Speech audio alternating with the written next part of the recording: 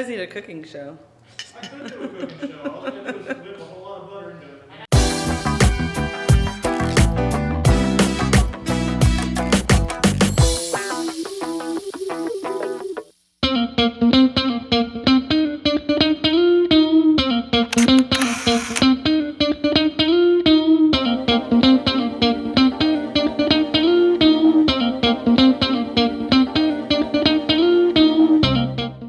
The oils and butters, and we mix them with the lye and the water, which hardens it. It's called saponification. So we mix them with an immersion blender, and then we add in our scents and we add in our colors. And then we pour them into the mold. Pull out the molds, and then cut them.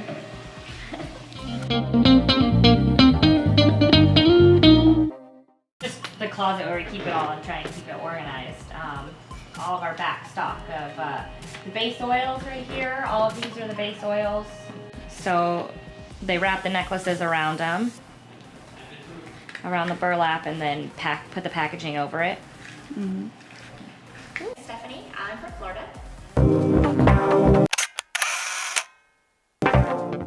I love the fact that we actually want to be a solution to a problem that has been for years. Nobody has ever really come up with anything.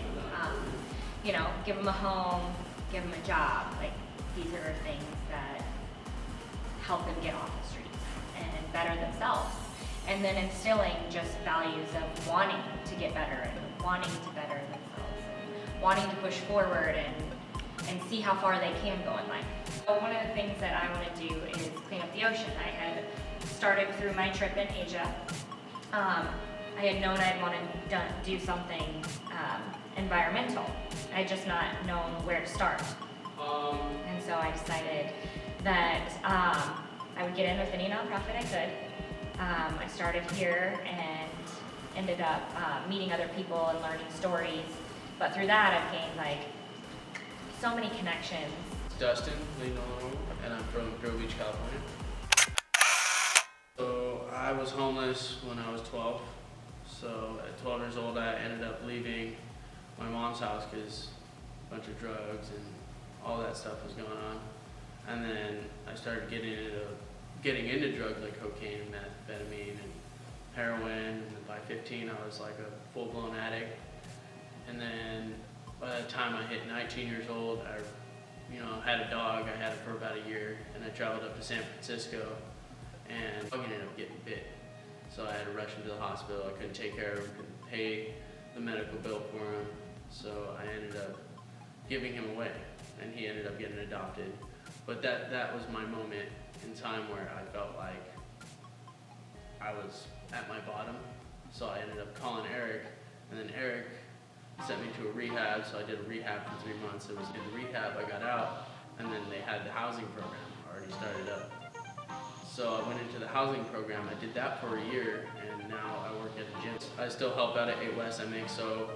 I cut the soap, I wrap the soap, and package it. And I'm about to close a deal with my gym to see if I can carry the soap in there. Be a change as well.